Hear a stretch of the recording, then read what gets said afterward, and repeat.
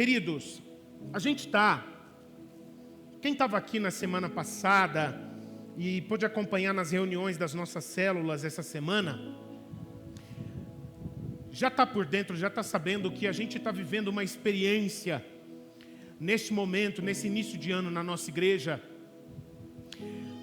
relacionada a nos aprofundarmos na intimidade, no conhecimento e no fluir, no caminhar junto com a pessoa do Espírito Santo.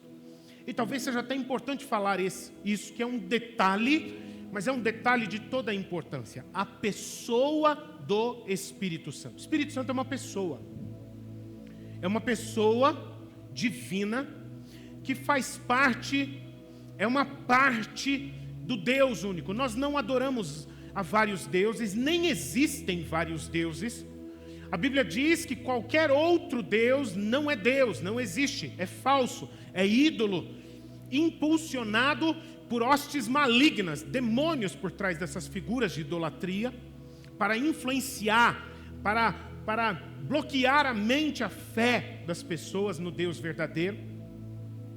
E existe uma coisa da natureza desse Deus único e verdadeiro que nós não sabemos explicar. A Bíblia apenas diz que esse Deus é tão grande, que na sua unidade, como um ele é, mas ele se manifestação, na forma de 3 pessoas: o Pai, o Filho e o Espírito Santo. Pastor, me explica melhor isso. Não consigo. É tudo que eu posso te dizer. Porque se eu fosse capaz de explicar a natureza de Deus, a essência de Deus, eu estaria tentando me fazer como Deus, e eu nunca vou chegar na grandeza dele. Um dia eu vou conhecê-lo, da mesma forma como ele me conhece, eu vou conhecê-lo também. Essa é uma promessa que Deus faz na primeira carta aos Coríntios, capítulo 13. Mas ainda eu estou crescendo em conhecê-lo um pouco cada dia mais, assim como todos nós aqui. E ele fala: eu sou assim. Não preciso me explicar como é que a minha natureza é, mas simplesmente é, e confia em mim. Eu sou Deus único e verdadeiro e não há outro além de mim. E esse aspecto da pessoa do nosso Deus, que é o Espírito Santo, queridos, é de extrema importância se nós queremos ter relacionamento com Deus e andar no caminho de Deus, na vontade de Deus. Estarmos alinhados com a pessoa do Espírito Santo não é só importante, não é um plus, é uma necessidade.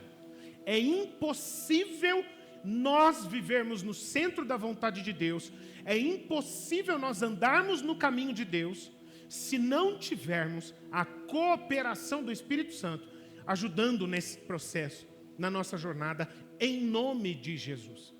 E por causa disso, eu quero falar um pouco mais. Eu preciso da sua atenção, inclusive, já vou dizer isso para você. Por favor, se prepare na cadeira. Eu preciso da tua atenção, porque nessa noite nós vamos comer uma costela, a peça inteira, tá bem? Não vai ser fatiada, não vai vir tudo, tá bem? Então se prepara, porque você vai receber muito de Deus. Eu não vou nem conseguir falar tudo que Deus ministrou ao meu coração nestes dias, mas o Senhor vai dar graça e coisas muito preciosas que vão gerar riqueza no seu coração.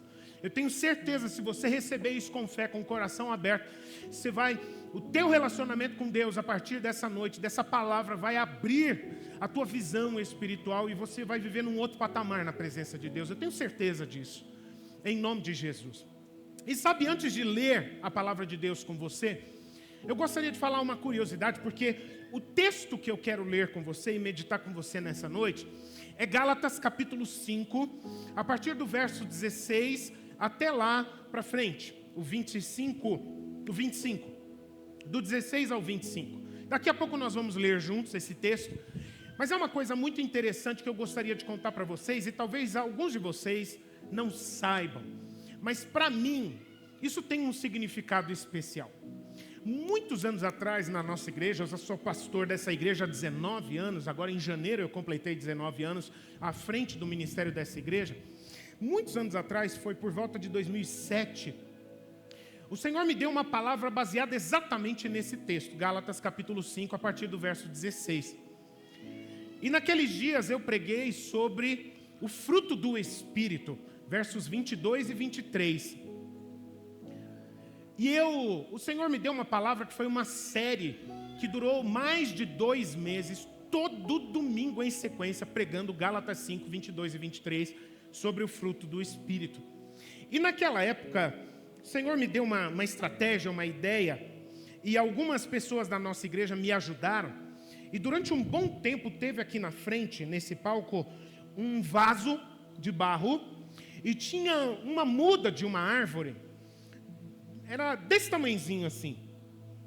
E eu utilizei aquela árvore para falar sobre o fruto do Espírito. A árvore que é uma só, mas que ela dá muito fruto segundo a natureza dela.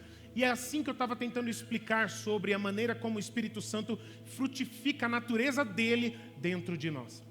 E depois aquela série terminou e a gente estava conversando, e agora, o que nós vamos fazer com essa muda? E a gente resolveu plantar ela do lado de fora. E talvez quando você chega aqui, você tenha percebido que a gente tem na fachada da nossa igreja a sombra de uma grande árvore, que deve ter, eu acredito, uns 6, 7 metros de altura. Hoje, que há 17 anos atrás ela era uma muda que estava aqui nesse palco.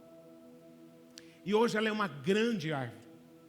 E eu estou falando essa curiosidade para vocês, queridos, porque isso inspira a minha fé. Perceber da mesma forma como o Senhor abençoou aquela árvore para que ela crescesse e se tornasse tão grande, tão sadia, bonita como ela é, e traz uma sombra gostosa à terra aqui, e vida também. É assim também que é o frutificar do Espírito Santo dentro dos nossos corações. O Espírito Santo, ele não explode, derrama tudo o que ele tem na sua glória, na sua grandeza, no seu poder, de um dia para o outro, nas nossas vidas. Exatamente porque ele é uma pessoa. E como todo ser vivo, ele vai crescendo, vai ganhando saúde cada vez mais, e vai se desenvolvendo, estação após estação, ano após ano. E aquilo que em um momento começou na minha vida, na sua vida, talvez nas vidas de alguns que estão aqui, nem começou ainda. Talvez começará nessa noite, dessa vida gerada dentro de você, em nome de Jesus. Talvez vai ser hoje o dia dessa árvore ser gerada dentro do seu coração. Dia após dia ela vai sendo regada. Dia após dia ela vai sendo cultivada. E ela vai crescer. E ela vai enfrentar tempestades. Tempestades que vão derrubar alguns galhos. Tempestades que vão arrancar algumas folhas de vez em quando. Mas isso também é importante porque fortalece as raízes. E os frutos vêm no tempo certo. Um após o outro, e vai frutificando, gerando algo lindo que manifesta a glória do seu Criador. Queridos, eu estou profetizando. Eu estou profetizando sobre a sua vida. Eu estou declarando sobre você que você não está aqui nessa noite por acaso. Foi o Senhor quem marcou esse encontro entre Ele e você, não o pastor com você, não a Igreja Batista da Graça e você. O Senhor marcou esse encontro com você para falar ao teu coração. Eu estou batendo na porta do teu coração. E como eu quero derramar as minhas águas vivas dentro de você e gerar dentro de você a minha árvore viva dentro de você, que vai crescer e frutificar não só para hoje, mas para toda a eternidade. Esse é o propósito que Deus tem para a tua vida e para a minha vida também, em nome de Jesus. Amém? Então, você percebe que coisa curiosa, queridos? Talvez hoje o Senhor está fazendo coisas incríveis no seu coração, e amanhã é segunda-feira. E você talvez vai chegar para alguém na tua casa, no teu trabalho, algum amigo, e vai tentar compartilhar com eles um pouco do que Deus está fazendo na sua vida nesse tempo. E algumas dessas pessoas vão se sentir inspiradas, encorajadas, e elas vão contar mais que eu quero viver isso também. Mas tem algumas pessoas que vão ficar com aquela cara tipo, O que você está falando? Não estou entendendo nada. É porque, queridos, isso é fruto do toque de Deus. Não é algo que a nossa mente alcança. é fruto de nós abrirmos o nosso coração e deixar Deus mostrar a Ele e as coisas dEle para cada um de nós. Então só viva, só viva. Compartilhe aquilo que o Senhor tem feito com você, mas você e eu não temos a obrigação e nem o encargo, não é problema nosso, a gente convencer ninguém, a gente transformar a vida de ninguém. Apenas somos chamados para viver, para compartilhar. Porque aquilo que nós temos vivido, aquilo que nós estamos recebendo de Deus hoje, é fruto do toque dEle dentro de cada um de nós. Então só fica com o coração aberto, não resista ao Espírito Santo. E receba com alegria, com fé, com humildade aquilo que o Senhor tem para você. E deixa, eu quero te falar, eu quero te encorajar, confia. Ele nunca vai fazer algo para te botar numa roubada. Ele nunca vai fazer algo para te destruir.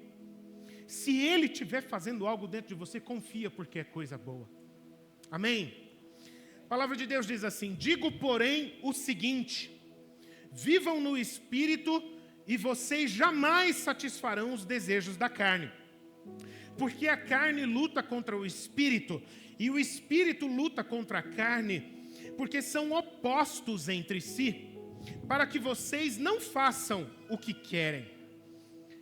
Mas se são guiados pelo Espírito, vocês não estão debaixo da lei. Ora, as obras da carne são conhecidas e são moralidade sexual, impureza, libertinagem, idolatria, feitiçarias, inimizades, rixas, ciúmes, iras, discórdias, divisões, facções, invejas, bebedeiras, orgias e coisas semelhantes a estas. Declaro a vocês, como já os preveni, que os que praticam tais coisas não herdarão o reino de Deus. Misericórdia. Mas o fruto do Espírito é amor, alegria, paz, longanimidade. Entenda isso como paciência, tá? É o sinônimo, um dos sinônimos mais próximos de longanimidade. Benignidade. Entenda isso, benignidade é como delicadeza, ser amável. Bondade, fidelidade, mansidão, domínio próprio. Contra estas coisas não há lei. E os que são de Cristo Jesus crucificaram a carne com as suas paixões e os seus desejos.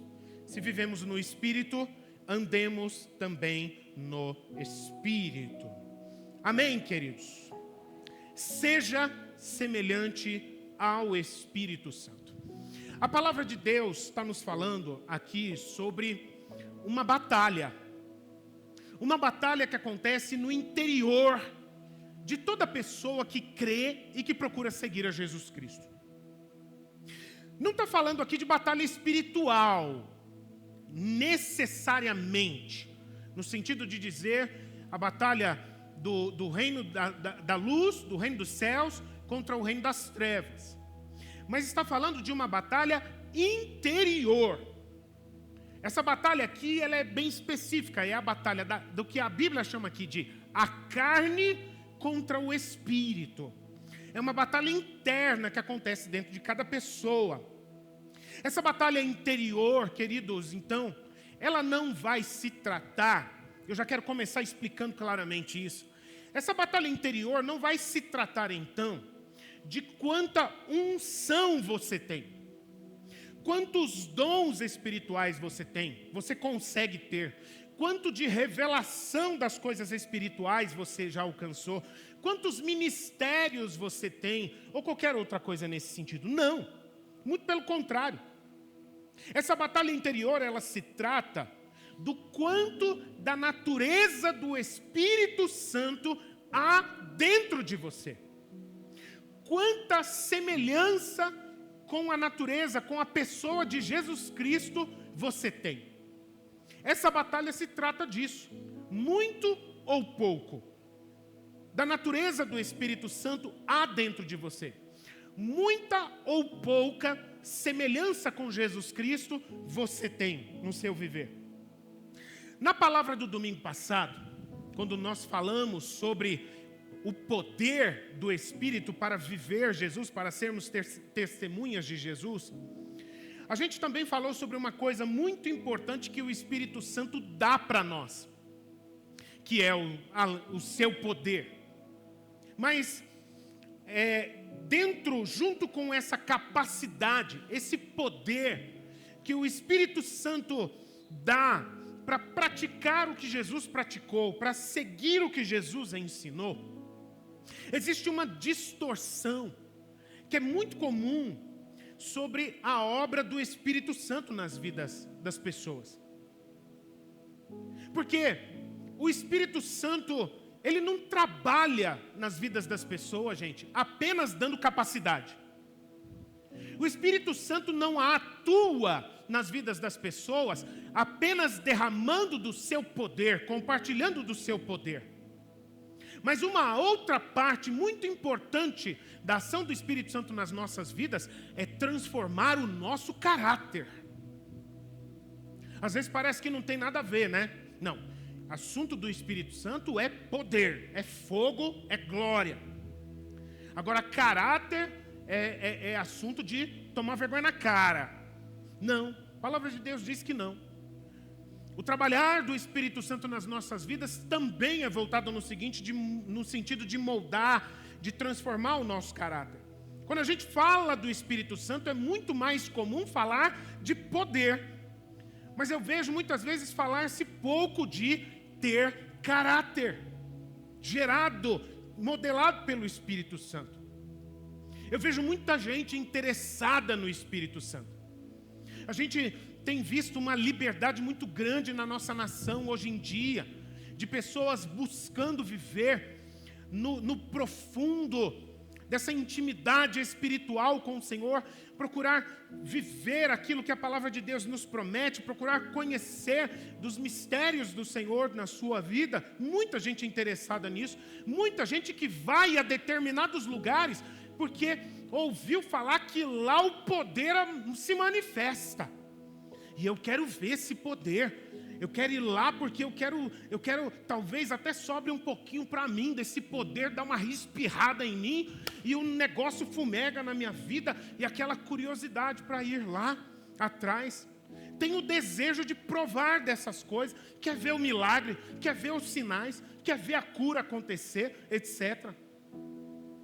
Mas, gente, é tão pouco que eu ouço as pessoas falarem: eu gostaria de conhecer mais profundamente o Espírito Santo, porque eu quero ser uma pessoa diferente.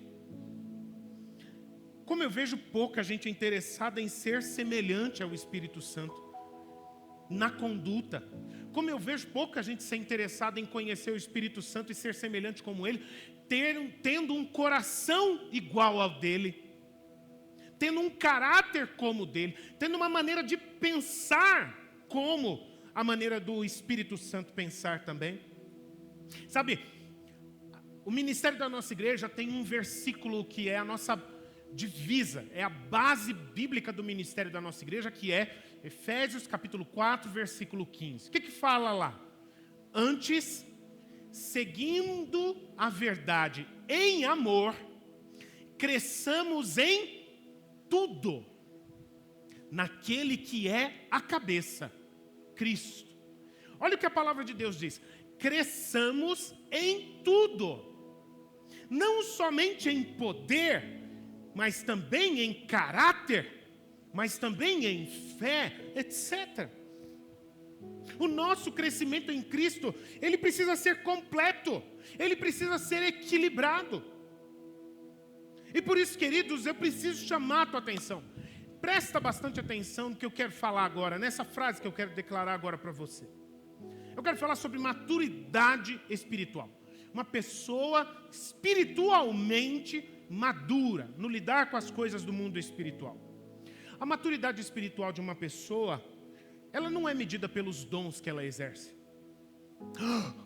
Pastor, blasfêmia, heresia. Não, meu irmão. Não, você está chocado. Eu preciso que você entenda isso junto comigo. Se mede maturidade espiritual pela quantidade de dons que uma pessoa tem e exerce. Haja vista que eu vou falar uma coisa aqui que é muito triste. Muito triste. Como eu já conheci pessoas que já exerceram dons espirituais tremendamente poderosos. Eu já soube de pessoas que já foram usadas por Deus para curar doentes de maneira sobrenatural, de maneira absurda, libertar pessoas das forças das trevas de maneira fantástica, extraordinária, e depois caírem na sua caminhada espiritual. Porque ter muito dom ou ser forte no dom não necessariamente significa que essa pessoa já é madura para viver a vida que Cristo tem para nós. Maturidade espiritual, queridos, é muito mais medida pelo caráter que a pessoa tem. Eu posso dizer se uma pessoa é madura espiritualmente, não é pelo tanto que ela está dentro da igreja. Participa disso, participa daquilo, está em todas, para cima e para baixo e tal. Não estou dizendo que isso é ruim. Se Deus está te chamando, meu irmão, deixa Deus te usar. Vai para cima, quebra tudo em nome de Jesus. Seja uma bênção nessa terra. Tá? Mas não necessariamente significa que você já é uma pessoa espiritualmente madura. Mas eu posso dizer se você é uma pessoa madura, se eu der uma olhada e conhecer um pouco do teu caráter, e se o teu caráter transparece o caráter do Espírito Santo. Inclusive, eu percebo que um dos motivos de haverem, da porta para fora do ambiente da igreja, tem tanta gente mundo afora que tem raiva de crente, que querem distância da igreja. Vamos na igreja comigo? Deus que me livre. Fala até Deus que me livre. Hector, você acha graça, né, cara? Quero distância. E muitas vezes, sabe por quê? A Bíblia explica por quê. Na carta aos Romanos tem uma declaração que diz assim: e por causa da conduta de vocês, o nome de Deus é blasfemado diante dos homens. Caráter. Ou falta de caráter. O testemunho de vida não condiz com o discurso da fé. Falam muito, mas exibem muito, mas vivem pouco. E queridos, nós precisamos entender que o trabalhar do Espírito nas nossas vidas, como eu já falei, ele precisa ser equilibrado, ele precisa ser completo. Ele tem o desejo e está pronto para atuar nas nossas vidas, dentro do propósito do Senhor Jesus Cristo, em todas as áreas. Essas pessoas que têm uma vida que não condiz com o discurso delas, são aqueles crentes de templo, cheio de histórias incríveis para contar. É aquele tipo de crente só do glória a Deus, aleluia, do manto, que já teve sonho, já teve visão, que já viu o milagre acontecer, que Deus usou para curar, etc. Mas quando sai da reunião da célula, quando não tem nenhum irmão da igreja vendo, só pela misericórdia, termina o culto, chega em casa, só pela misericórdia de Deus. Porque as vidas deles lá fora não fazem a menor diferença. Não dá para conhecer Jesus através das vidas desse tipo de gente. É por causa disso, meus irmãos, que eu quero citar aqui, quando o apóstolo Paulo é usado pelo Espírito Santo para falar com os cristãos da cidade de Corinto. Corinto, uma cidade da Grécia. O apóstolo Paulo, quando escreve a primeira carta aos Coríntios, no capítulo 3, nos primeiros versículos, ele diz assim: eu, porém, meus irmãos, não pude falar a vocês como pessoas espirituais. Olha o puxão de orelha, momento cajadada do apóstolo aqui. O que ele quer dizer com isso? Não pude falar a vocês como pessoas espirituais, porque eu não pude falar como se estivesse falando com pessoas guiadas pelo Espírito Santo, e sim como pessoas carnais, como crianças em Cristo. Eu lhes dei leite para beber, não pude alimentá-los com comida sólida, porque vocês ainda não podiam suportar, e nem agora podem, porque vocês ainda são carnais. Porque se há ciúmes e brigas entre vocês, que nós acabamos de ler lá em Gálatas 5, ciúmes e briga é uma dessas coisas. são obras da carne. Será que isso não mostra que vocês são carnais e andam segundo os padrões humanos? Ou seja, queridos, o apóstolo está sendo usado pelo Espírito para dizer aos crentes daquela igreja, tá? Ele não está falando a pessoas que ainda precisavam ter uma experiência com Deus. Eram pessoas que já tinham tido contato com Cristo, que já tinham se convertido a Jesus Cristo. Eram pessoas crentes, que inclusive tinham o Espírito Santo nas suas vidas, mas que seguiam a influência da natureza humana. Eram manipuladas pelo pecado e não pelo Espírito Santo de Deus. Mas ainda, queridos, isso não é tudo. Tem ainda um outro aspecto dessa batalha, desse conflito que a palavra de Deus diz para nós. O texto também vai nos dizer que todas as pessoas que vivem debaixo apenas de uma única influência, ou seja, nenhum de nós é capaz de viver como se a gente tivesse uma chave geral, em que a gente assim, hoje eu vou viver no modo da carne, do pecado. Aí amanhã eu viro a chave para o modo do Espírito e vivo segundo a direção do Espírito na minha vida. A palavra de Deus vai nos dizer que todas as pessoas, elas só suportam viver debaixo de uma influência apenas. Ou a influência da carne, ou a influência do Espírito.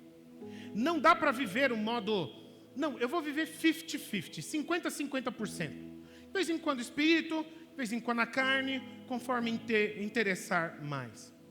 Inclusive, no texto que nós estamos meditando, o versículo 17, ele faz uma declaração, porque a carne e o Espírito, eles são opostos entre si. Ou seja, não é nem possível, porque um luta contra o outro.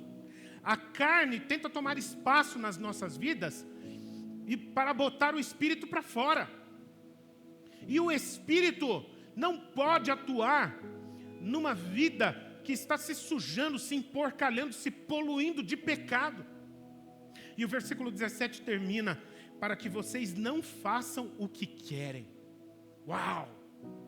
Olha o nível, olha o peso, olha o poder destas duas influências na nossa vida. A gente ouve muito falar, provavelmente a maioria aqui, ou todo mundo já ouviu falar numa expressão que ela é teológica, ela não é bíblica, tá? Mas ela é teológica, que é chamada de o livre-arbítrio. Não sei se você já ouviu falar nessa expressão, livre-arbítrio. Livre capacidade de arbitrar, liberdade de escolha. É o que significa a expressão livre-arbítrio. E às vezes a gente conversando, a gente fala, cada um tem o seu livre-arbítrio. Cada um escolhe a vida que vai viver, que quer viver. Cada um tem liberdade para escolher o caminho que quer seguir. Essa liberdade de escolha, seja para também pensar o que quiser, para fazer o que quiser, etc. Mas, queridos, a declaração desse texto no versículo 17 muda a nossa visão a respeito disso. Esse texto nos mostra que o livre-arbítrio, como às vezes a gente fala, ele não existe mais no nosso meio, nas nossas vidas. Tudo que a gente crê, tudo que a gente quer, tudo que a gente faz na nossa vida, está debaixo de alguma força que está nos influenciando. Ou seja, aquilo que a gente faz, aquilo que a gente escolhe, talvez esteja sendo influenciado pelo pecado na natureza carnal. Ou talvez as nossas escolhas tenham sido fruto da influência do Espírito Santo nas nossas vidas. Ou um ou outro. Então, baseado nessa verdade da palavra de Deus, e outros textos que eu podia me gastar citando aqui, a rigor, queridos, É claro que eu não estou querendo aqui polemizar, não use mais esse termo. De vez em quando tem pessoas conversando comigo que falam sobre o livre-arbítrio, nesse entendimento que cada um tem sua liberdade de escolha, e eu não fico criando polêmica em cima disso. Mas se formos falar aqui, eu estou tendo a oportunidade de ministrar ao teu coração à luz da palavra de Deus. Se nós formos falar a rigor, à luz do que a palavra de Deus nos diz, essa liberdade de escolha pura, como se entende originalmente como livre-arbítrio, só existiu na história, no Jardim do Éden, com Adão e Eva, antes de pecarem. Antes de pecarem. Quando Adão e Eva estavam no Jardim do Éden, quando eles eram puros, eles eram completamente inocentes com relação ao pecado, ali eles eram realmente livres, isentos para escolher. Mas a partir do momento, quando a Bíblia fala em Gênesis capítulo 3, que Adão e Eva comeram do fruto do conhecimento do bem e do mal, e os olhos deles foram mudados, e eles passaram a sentir um apelo dentro deles de coisas que até aquele momento eles não sentiam. A partir daquele momento, essa liberdade pura de escolher não existe mais, e até hoje. Sempre é algo que está nos influenciando. Isso acontece comigo, isso acontece com você, isso acontece com qualquer pessoa. Então, você está entendendo comigo, queridos, que a questão não é se a gente está sendo influenciado ou não. A questão que a palavra de Deus está nos dizendo aqui é: qual é a influência que você está seguindo na tua vida hoje? Essa é a escolha que nós podemos fazer. Qual será a influência? Mas se seremos influenciados ou não, a gente já não tem mais espaço na nossa vida para isso. E é isso que a palavra de Deus está nos chamando, queridos. Que influência você vai querer seguir na sua vida? E sabe, ainda outra distorção muito comum que a gente encontra, que eu quero trazer aqui, são pessoas que elas transferem a culpa pelas suas falhas, pelas suas fraquezas, pelos seus pecados, para o diabo. Já que a Bíblia está dizendo que tudo é debaixo de influência, as coisas erradas que eu ando fazendo, é o diabo mesmo na minha vida. Deixa eu falar uma coisa para você, meu irmão. A gente precisa amadurecer e parar de ficar jogando a culpa pelo pecado para o diabo. A palavra de Deus diz que o único culpado pelo pecado é o pecador.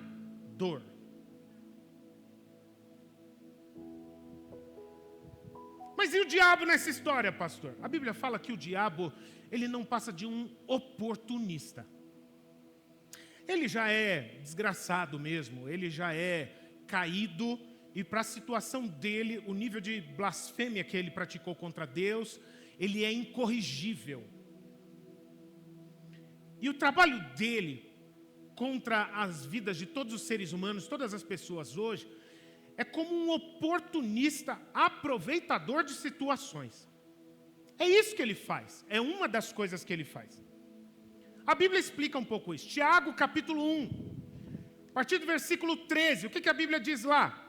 Ninguém, quando sofre uma tentação pelo pecado, vai dizer: sou tentado por Deus. Porque Deus não pode ser tentado pelo mal, e Ele mesmo não tenta a ninguém. Ao contrário, cada um é tentado pela sua própria cobiça, quando esta o atrai e o seduz. Então a cobiça, depois que havia concebido, dá a luz ao pecado. E o pecado, uma vez consumado, gera a morte. Cadê o diabo aqui na tentação? Ele só está nos bastidores, querido. Ele só chega de cantinho, solta a sementinha e tira o time. E quer ver que o mundo se exploda. E ele não está nem aí, porque ele é um mero oportunista.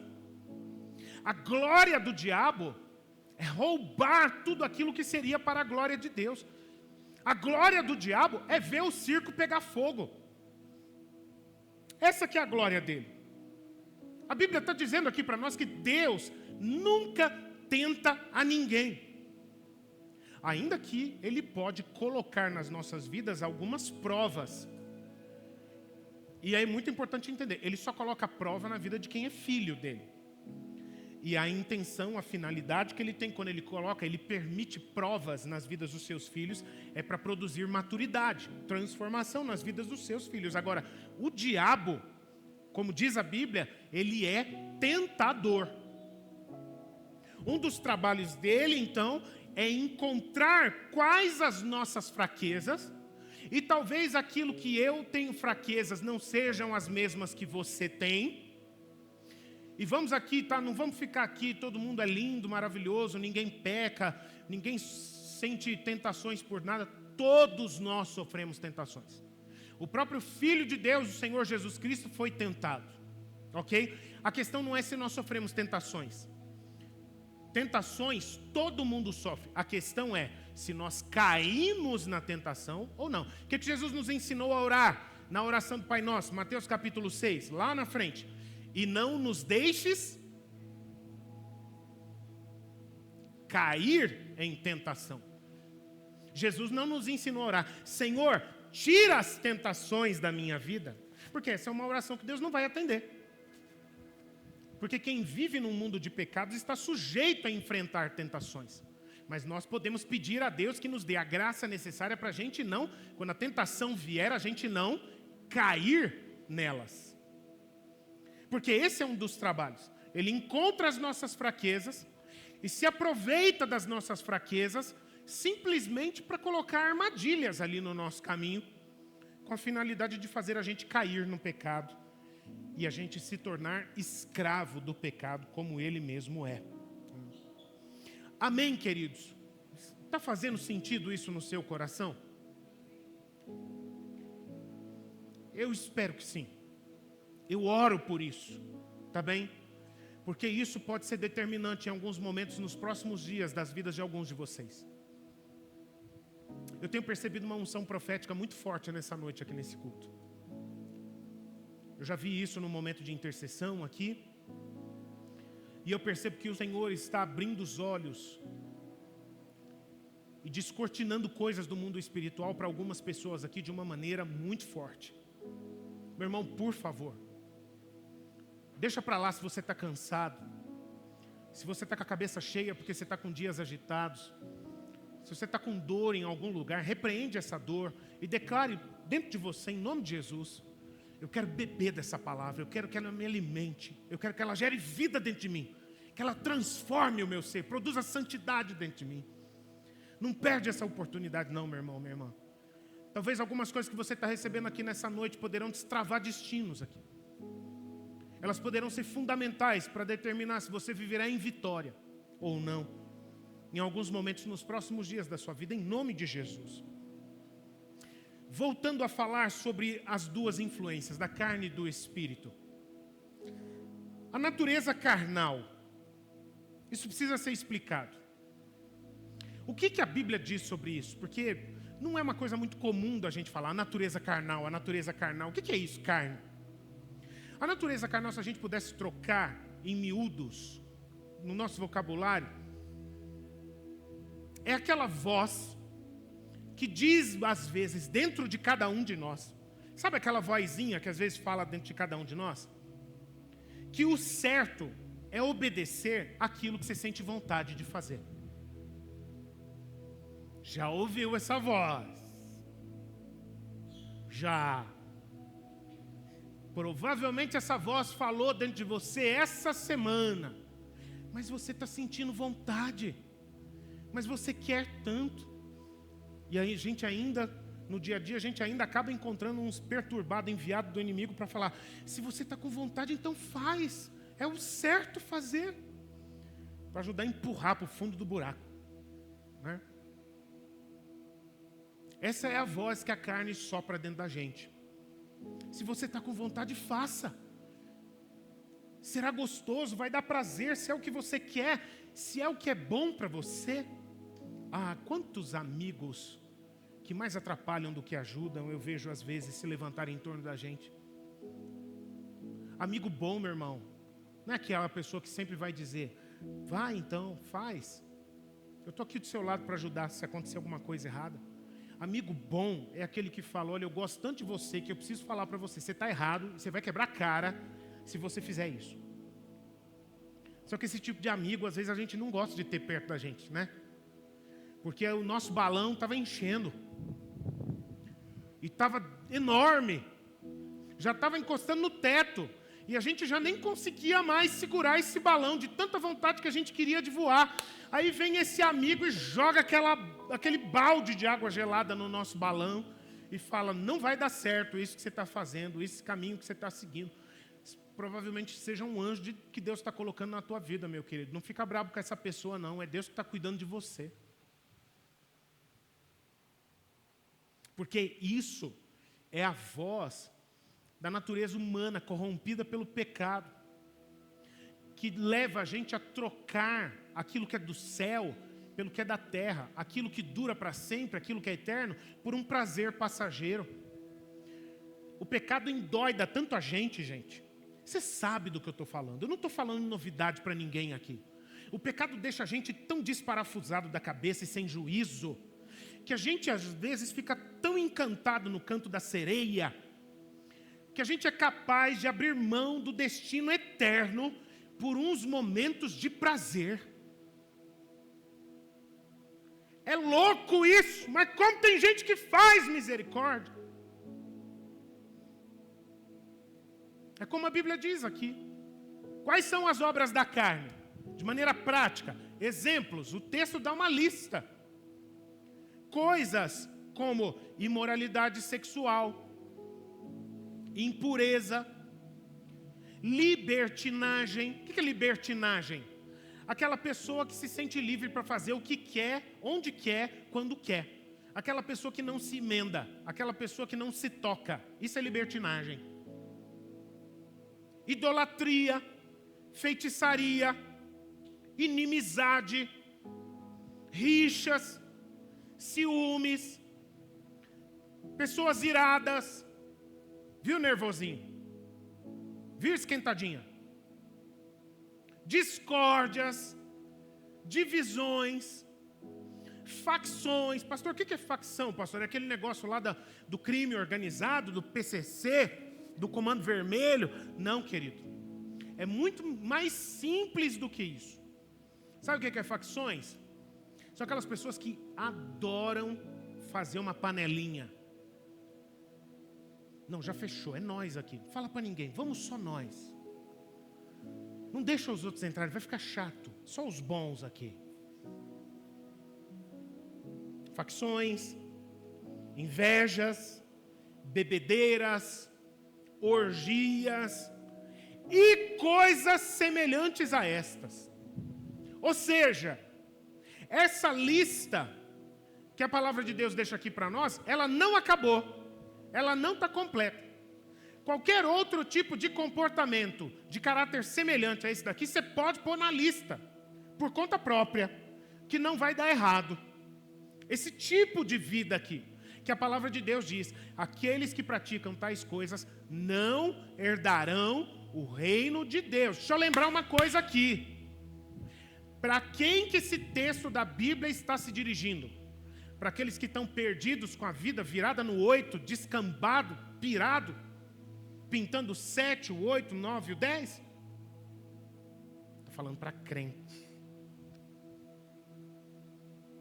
Está falando para a igreja do Senhor Jesus.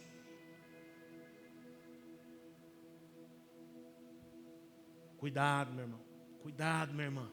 Em nome de Jesus. Cuidado. Mas pastor, hein? Essa semana passou uns pensamentos meio estranhos na minha cabeça. Umas vontades e tal. Então eu preciso explicar mais uma coisa. Deixa eu só tomar um pouquinho dessa coca gelada aqui. Porque deu uma secada aqui. Eu preciso falar uma coisa. A palavra de Deus faz uma diferenciação entre o que é tropeçar no pecado como um acidente e viver no pecado como estilo de vida. Quem aqui está entendendo o que eu estou falando? Essa semana passou uns pensamentos meio estranhos pela minha cabeça também, meu irmão. Significa que eu estou perdido, nem você, talvez. Entende? A questão está naquela pessoa que com a sua boca confessa Jesus Cristo como Senhor da sua vida, mas no seu padrão de conduta diário, no seu estilo de vida, adota essas práticas e fala assim: e eu não quero nem saber, faço mesmo. Que a Bíblia chama isso de o mau uso da liberdade que o Senhor te deu. Jesus te libertou e você usa essa liberdade para você enfiar o pé na jaca, para você fazer o que dá na sua cabeça. E esse mau uso da liberdade, que produz um estilo de vida contrário ao caráter do Espírito Santo, torna pessoas escravas do pecado, e Deus nunca vai aceitar no reino dele pessoas que vivem como escravas do pecado, tendo como estilo de vida esse padrão aqui. Obrigado. Não herdarão o reino de Deus. Mas por outro lado, o que a Bíblia explica sobre a natureza espiritual? A natureza espiritual é aquela pessoa que entende que o caminho dela, a melhor coisa que ela pode fazer da sua vida, a grande busca, o grande anseio da vida dela é ser cada vez mais parecida com Jesus Cristo.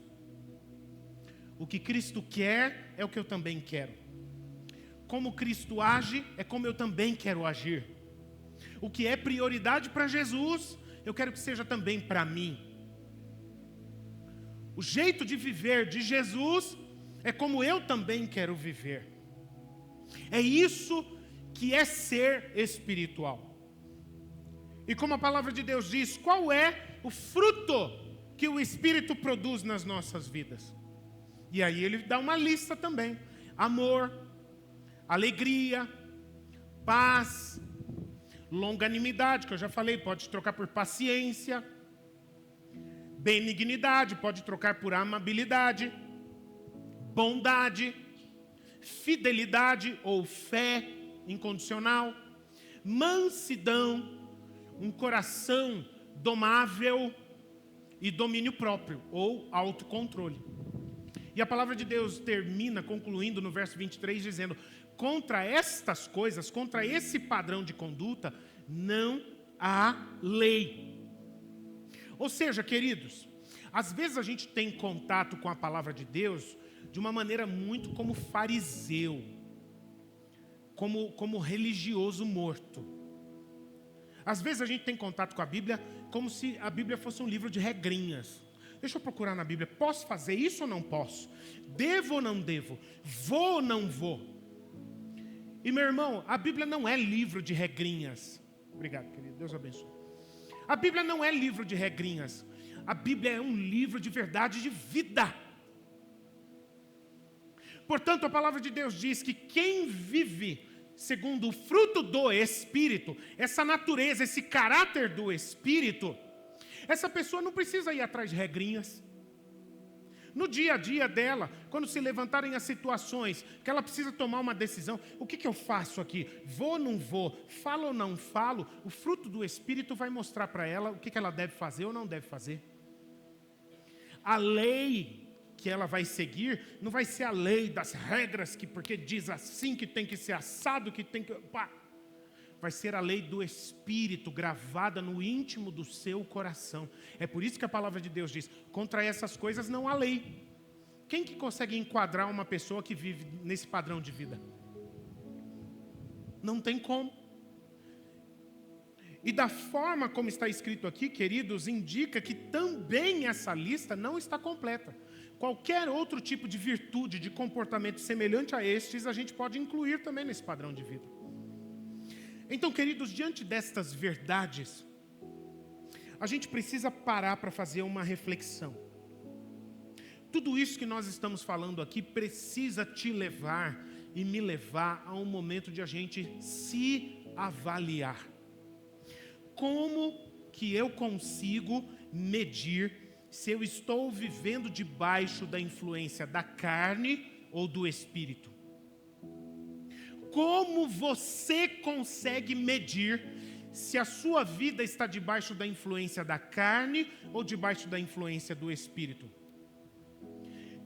E na visão geral desse texto, eu posso dizer que nós podemos medir. É possível medir. E é possível medir de duas formas.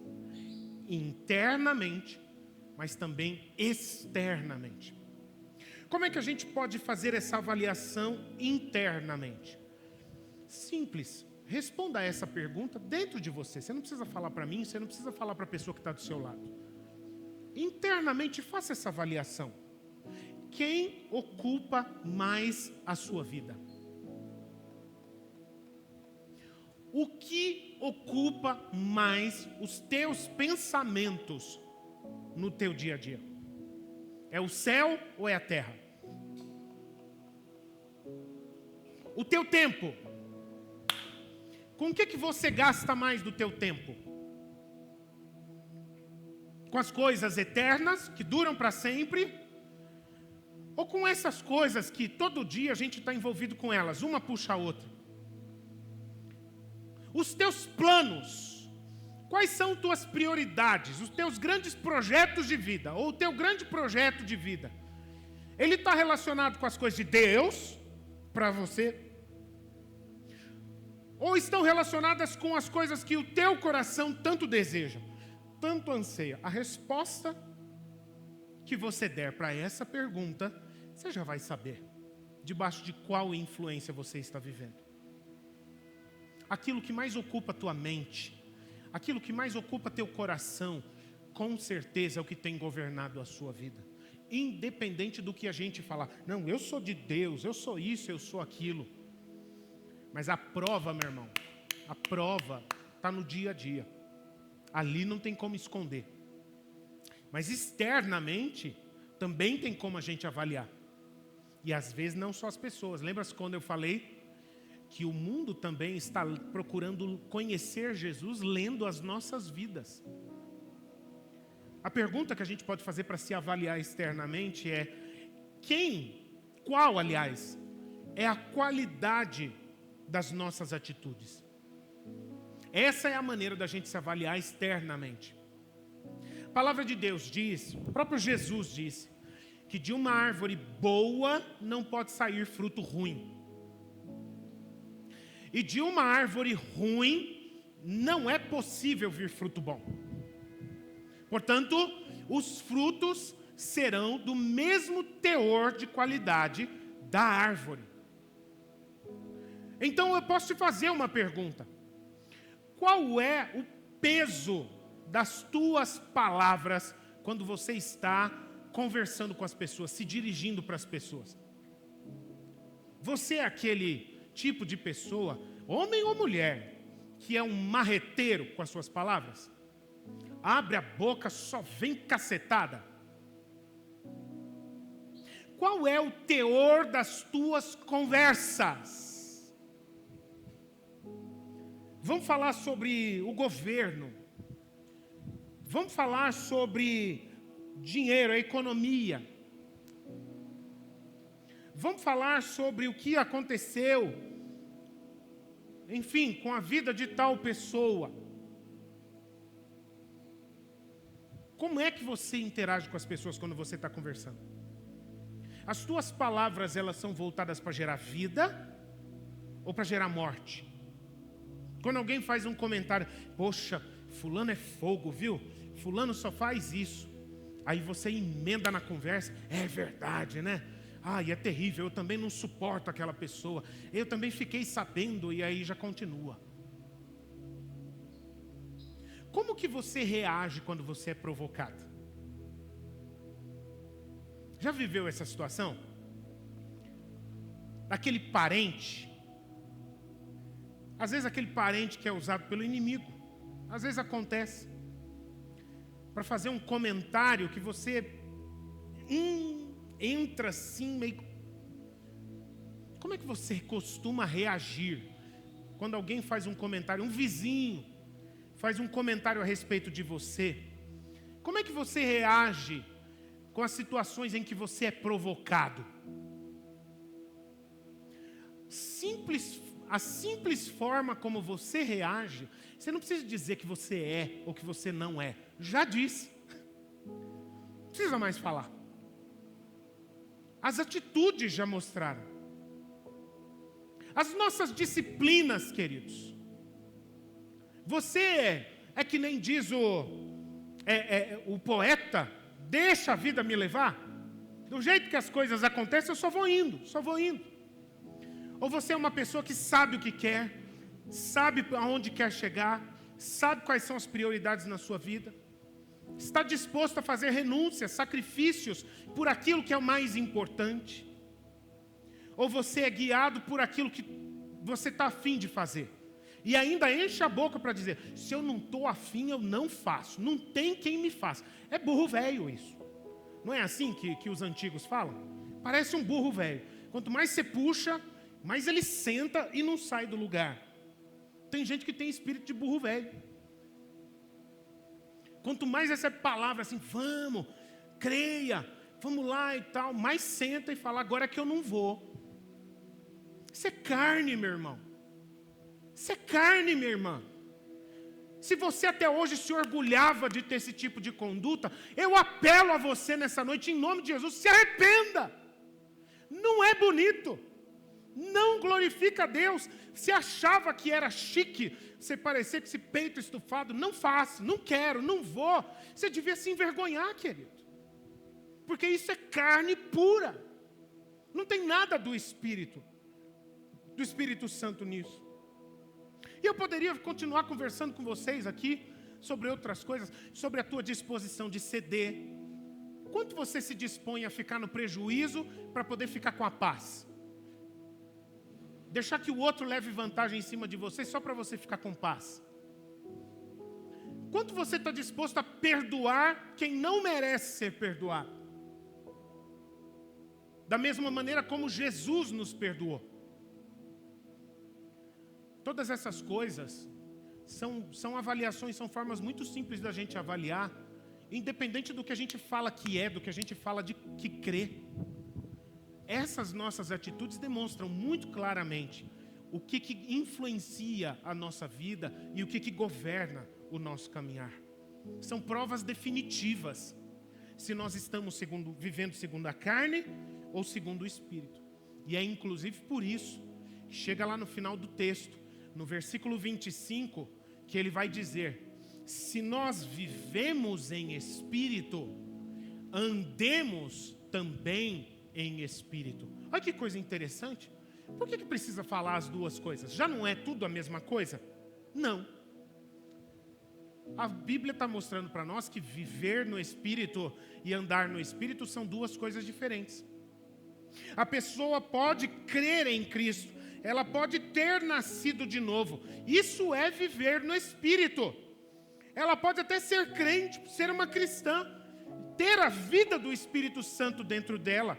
Agora, mesmo a pessoa tendo nascido de novo, é responsabilidade de cada um de nós andar diariamente debaixo da influência do Espírito. Lembra-se aquilo que nós falamos no começo?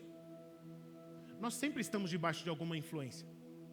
A única escolha que a gente tem é qual a influência que nós vamos seguir. Só essa escolha que nós temos. Porque se o texto está dizendo, está dando essa palavra de encorajamento, se vivemos em Espírito, também andemos em Espírito, significa, por conclusão, que tem gente que é crente, que se converteu, que nasceu de novo, mas que não vive segundo o Espírito. E a questão é essa. Você vive no Espírito? Sim ou não? Agora, se você vive, você anda no Espírito? Sim ou não? Tem gente que sim, mas tem gente que não, que retrocede. E isso, queridos, é algo que expõe as nossas vidas a um risco terrível. Não andar no Espírito é algo que expõe as nossas vidas a um perigo terrível. E sabe qual que é o perigo? A Bíblia nos explica. É o risco de a gente começar a seguir um caminho, de a gente que ter o Espírito Santo de Deus dentro de nós, mas a qualidade da vida que nós vivemos começar a entristecer ao espírito seguidamente. E pior, não só entristecer, mas pode agravar ainda essa situação para chegar ao ponto de apagar o Espírito Santo. Pastor, mas sério que existe isso mesmo? Carta aos Efésios, capítulo 4, versículo 30. A palavra de Deus diz assim: e não entristeçam o Espírito Santo de Deus, no qual vocês foram selados para o dia da redenção. É possível deixar o Espírito Santo triste. Lembram-se quando eu falei no começo que ele é uma pessoa? E eu vou falar para vocês, o Espírito Santo é uma pessoa extremamente poderosa. Mas também o Espírito Santo é uma pessoa extremamente delicada. E dependendo do tipo de vida que a gente vive, é muito possível alguém entristecer ao Espírito Santo na sua vida. E podendo se agravar para aquilo que a palavra de Deus vai dizer lá na primeira carta aos Tessalonicenses, capítulo 5, versículo 19. Quando a palavra de Deus diz de maneira simples e direta: não apaguem o Espírito Santo. Apagar. Algumas Bíblias utilizam a expressão extinguir. O que é extinguir? Talvez você já tenha ouvido a expressão sobre os ambientalistas dizerem que uma espécie ou vegetal ou animal está em extinção. O que significa isso? Está correndo o risco de desaparecer por completo, deixar de existir na natureza, no meio ambiente. E a palavra de Deus está alertando de que é possível a presença e a ação do Espírito Santo desaparecerem da vida de uma pessoa, se ela segue insistentemente essa batida.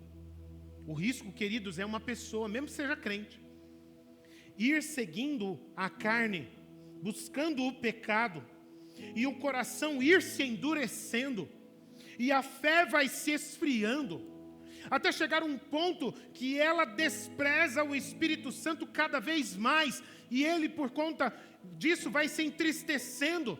O que a Bíblia também chama, Jesus falou isso sobre blasfemar contra o Espírito. Pastor, o que é blasfemar contra o Espírito? É resistir ao Espírito, é mandar o Espírito calar a boca, é negar ao Espírito Santo na cara dele. Até chegar a um ponto em que, como Jesus diz na parábola das 10 noivas, que as lamparinas se apagam. A Bíblia diz que o estado dessas pessoas, quando o coração delas se endurece, quando elas retrocedem na fé, a Bíblia utiliza uma outra palavra também na carta de Tiago, quando diz a apostasia. Apostasia é aquela pessoa que uma hora creu, depois ela deixou de crer, ela abandonou a fé. A Bíblia diz que o estado da pessoa que apostatou da fé, que retrocedeu, que extinguiu ao Espírito Santo na sua vida, é pior do que como era antes de se converter a Jesus Cristo. Misericórdia. A Bíblia diz que quando Jesus voltar, e quando Jesus voltar para dar um ponto final na história, e Ele vai reunir, meus irmãos do louvor, o Senhor usou tanto vocês nessa noite, louvado seja Deus por esse ministério. Quando Jesus voltar e Ele vai reunir a sua igreja com Ele. E qual é a forma, queridos, como Jesus vai identificar quem é dele, para reunir essas pessoas com Ele nos ares, para reinar com essas pessoas por toda a eternidade na nova criação? Você já pescou? Já matou a charada aí? Por tudo que a gente disse hoje? Qual que é a marca de pertencimento? Qual que é o selo destas pessoas? Jesus vai olhar e vai reconhecer. Esse é meu, essa é minha, aquele é meu, aquela outra lá é minha. Vem cá, vocês, eu conheço vocês, eu sei quem vocês são, eu tenho uma aliança com vocês. Sabe como é que Jesus vai identificar cada uma dessas pessoas? Ele vai olhar dentro do coração de cada uma delas, procurando encontrar o seu espírito vivo dentro de cada um destes corações. Eu vejo o meu espírito dentro de você. Eu te conheço, eu tenho uma aliança com você. Você é meu, você é minha.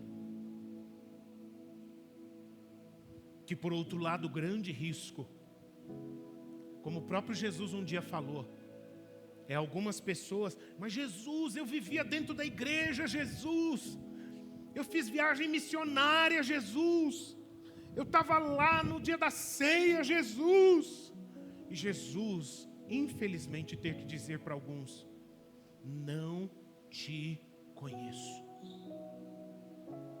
não te conheço. Você estava lá, mas eu não te conheço. Eu não vejo o meu espírito em você.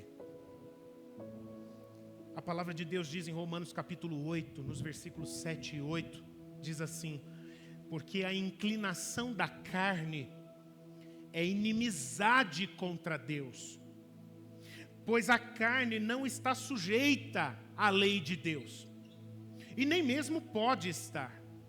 Portanto, os que estão na carne não podem agradar a Deus. É impossível uma pessoa que está vivendo pela influência da carne buscar viver a vontade de Deus. Não vai dar certo, não vai funcionar de jeito nenhum. Ou se vive na carne, ou se vive buscando agradar a Deus. As duas coisas não batem, não dá certo. Meus irmãos, eu quero terminar essa palavra aqui chamando a sua atenção. Por favor. Não existem cristãos que sejam normais.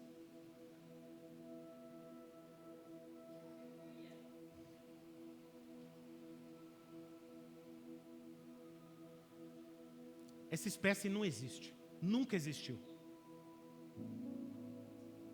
Não existe uma pessoa que é uma cristã de verdade e que seja reconhecida pelo mundo afora como uma pessoa normal. Não existe um cristão de verdade que não seja uma pessoa radical. É uma perda de tempo, queridos, tentar ser cristão e viver na normalidade da carne. Eu sou crente, mas eu não sou assim também, muito carola, muito tal. Eu não sou assim, esse crente, uau! Eu tenho meus momentos tranquilos e tal. Perda de tempo, perda de tempo. Essa pessoa está tentando somente se enganar os outros. Mas entenda uma coisa, o Espírito Santo não é possível ser enganado. Ele sonda os nossos corações, Ele conhece o fundo das nossas intenções. A gente nunca enrola o Espírito Santo. É perda de tempo tentar seguir esse caminho. Eu não estou dizendo, queridos, que cristão seja uma pessoa alienada, que só vive de glória a Deus, aleluia, sabe? Aquele fundamentalista, aquele bitolado assim, não sabe conversar sobre mais nada, né? Eu estou dizendo radical, no sentido daquela pessoa que vive Cristo guiado pelo Espírito Santo de todo o coração. Aquela pessoa que decidiu, que fechou, buscar o reino de Deus em primeiro lugar na sua vida. As outras coisas não passam de outras coisas na vida dessa pessoa. Isso é ser um cristão radical, queridos. Que busca Cristo de todo o coração. Porque não existe um cristão de verdade que seja uma pessoa normal. Jesus, no Sermão da Montanha, em Mateus capítulo 5, ele chega para os seus discípulos e para todos aqueles que o ouviam e diziam: vocês são o sal da terra, vocês são a luz do mundo. E sabe por que eu digo isso a vocês? Porque a luz, a minha luz dentro de vocês, que ela brilhe diante do mundo. O mundo verá as obras de vocês, o mundo verá o caráter de vocês, o mundo verá a vida diferente de vocês, o mundo verá o padrão diferente de vocês e dará glórias ao Pai que está nos céus. Não é normal. Ser guiado pelo Espírito vai nos levar a sermos diferentes, queridos. Senão é perda de tempo. É perda de tempo, é enganação.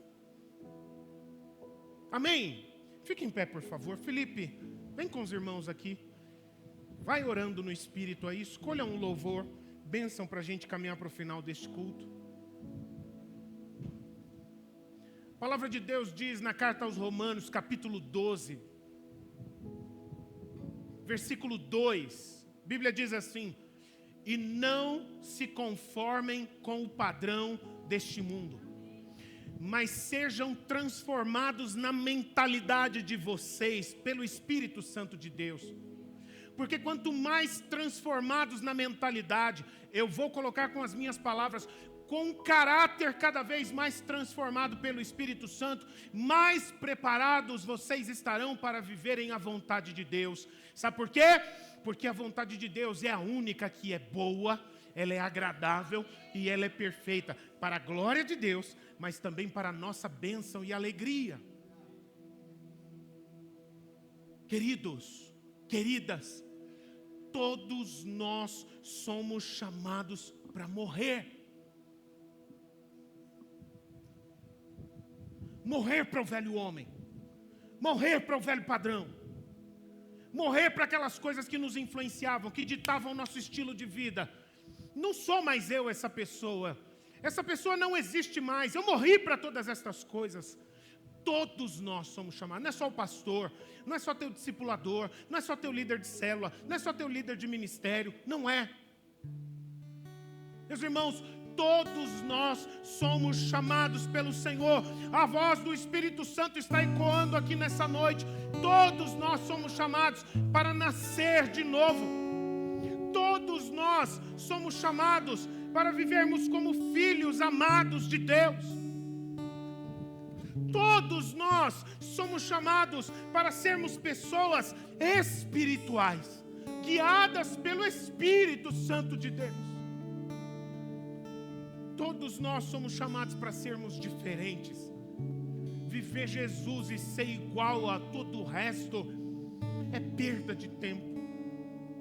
Não dá para se dizer cristão e rejeitar, não aceitar o trabalhar do Espírito Santo na sua vida. Tem pessoas que ouvem o toque do Espírito Santo.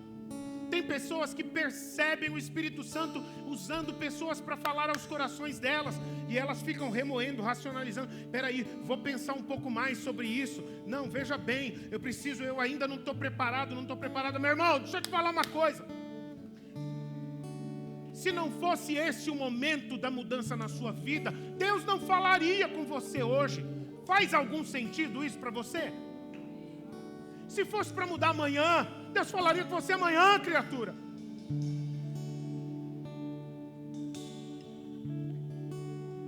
Como a palavra de Deus diz, se hoje você ouvir a sua voz, não endureça o seu coração.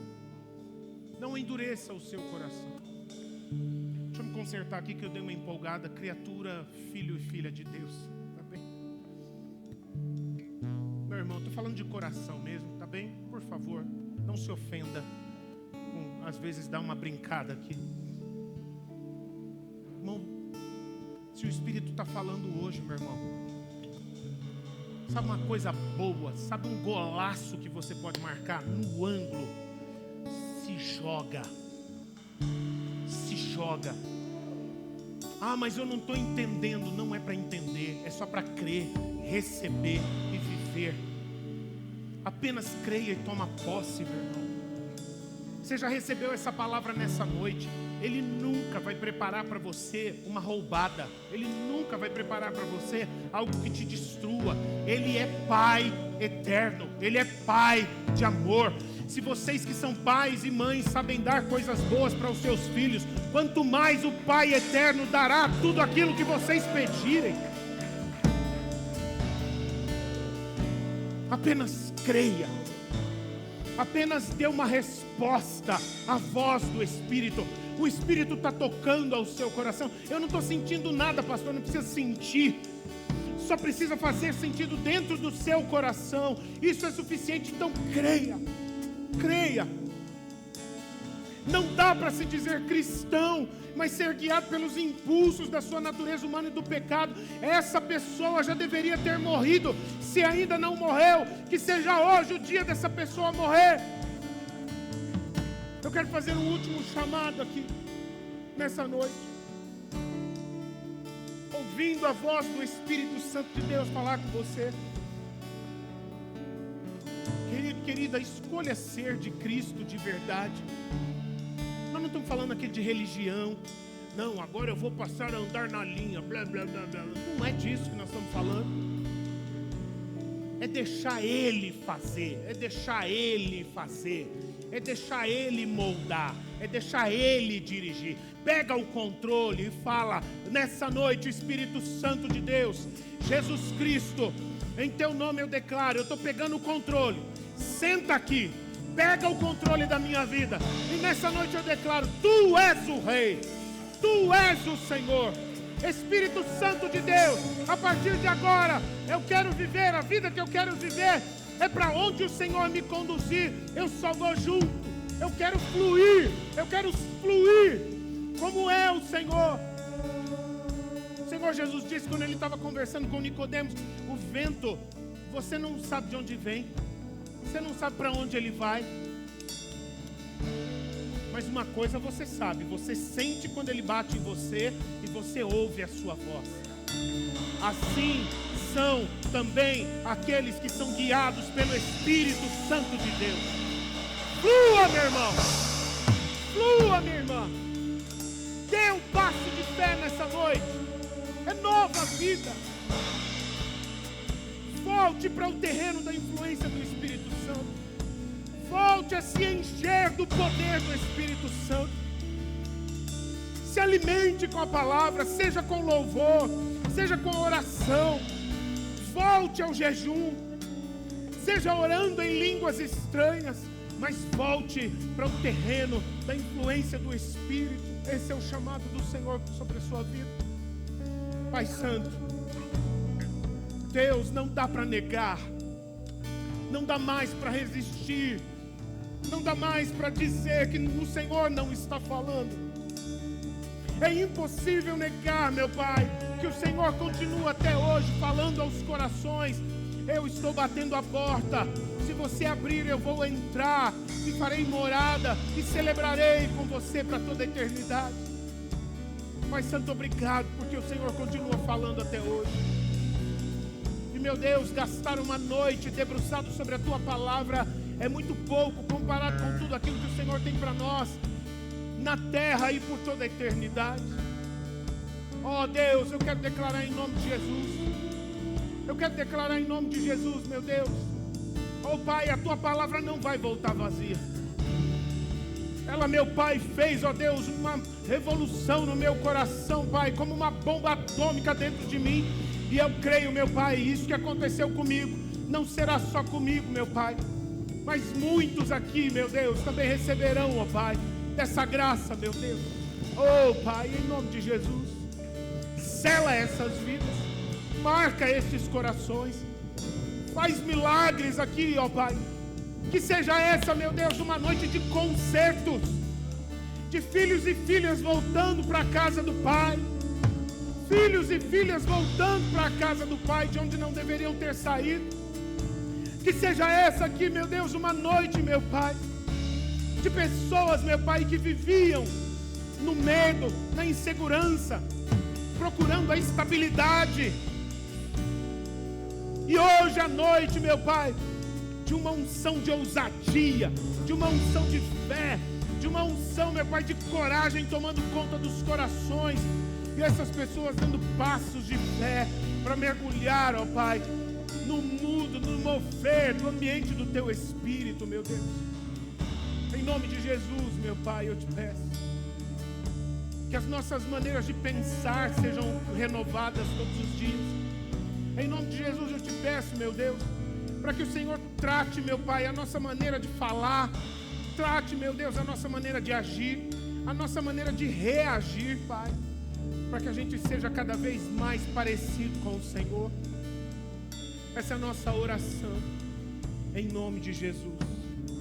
Amém, amém. Eu te convido a continuar.